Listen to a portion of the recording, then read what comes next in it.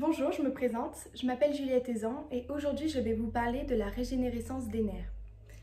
En effet, ma problématique est la suivante. En quoi la régénérescence des nerfs peut-elle être un espoir dans le domaine médical?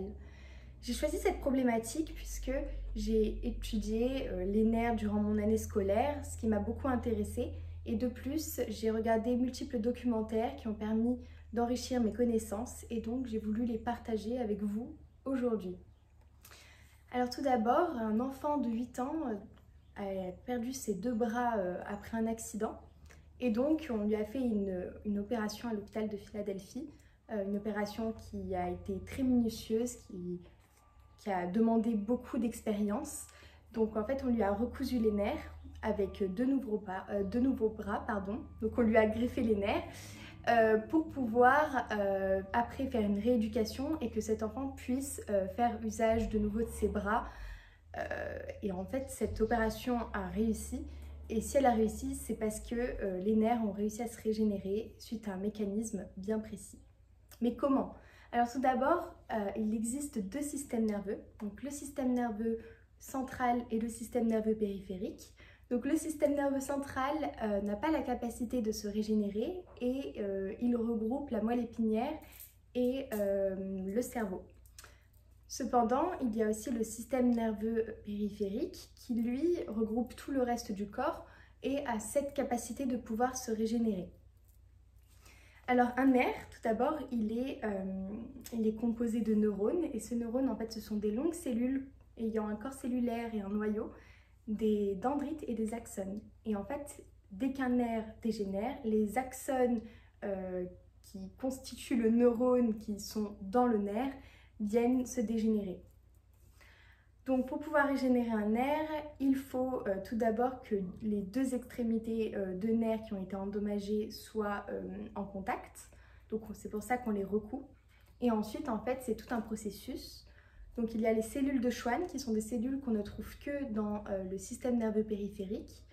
Et donc c'est là où on peut faire une supposition. C'est parce qu'il n'y a que les cellules de Schwann dans le système nerveux périphérique qu'il n'y a que ce système qui peut se régénérer. Donc les cellules de Schwann ont la particularité de pouvoir produire de la myéline. La myéline, c'est une gaine isolante et protectrice qui se colle au niveau de l'axone. Mais aussi, ces cellules de Schwann sont utilisées pour la régénérescence des nerfs. Cependant, elles ne peuvent pas le faire en autonomie.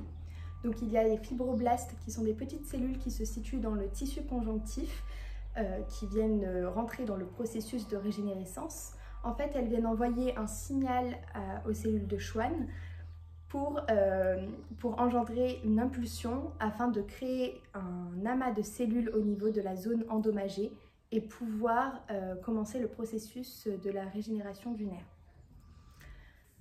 Donc, on voit que c'est possible. Cependant, le système n'est pas à la hauteur pour toutes les maladies. Donc, par exemple, la neuropathie sévère, qui en fait est une maladie qui se constitue du... Oula, là, je me trompe. Pardon. Donc, en fait, la neuropathie sévère, c'est une maladie qui, en fait, a comme capacité de faire que les nerfs se dégénèrent tous, mais ça arrive très rapidement. Donc, à la fin, on devient même paralysé. Et donc là, ça se passe tellement rapidement que le processus de régénérescence n'est pas à la hauteur pour pouvoir le régénérer aussi vite que ce que les nerfs dégénèrent.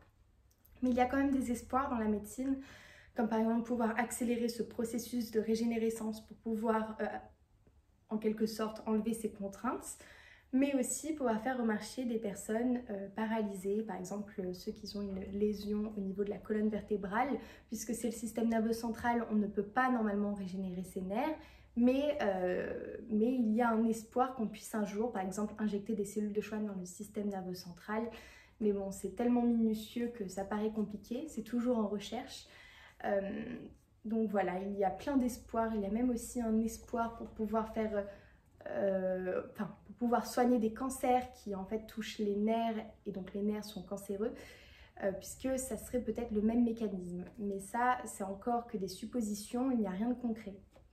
Donc en conclusion, on peut dire que la régénérescence des nerfs est très important. C'est un processus qui a beaucoup c'est une grande opportunité d'avoir ce processus puisqu'on peut l'exploiter pour pouvoir soigner multiples maladies.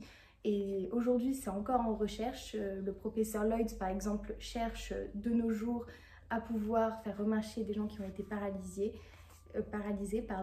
Mais on espère un jour que ce sera possible. Voilà, merci à tous de m'avoir écouté. Au revoir.